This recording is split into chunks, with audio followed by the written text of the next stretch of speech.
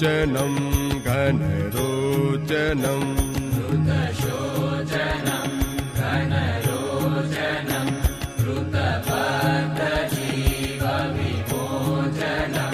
प्रणमामि धर्मसुतं हरिं शुभकारि सद्गुणमालिनम्।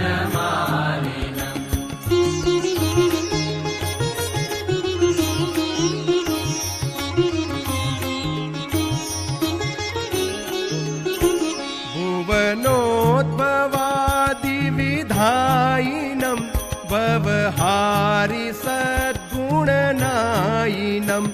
अनपायिनं सुखदायिनं हितकारि सज्जनयायिनं जनपावनं स्वजनावनम्।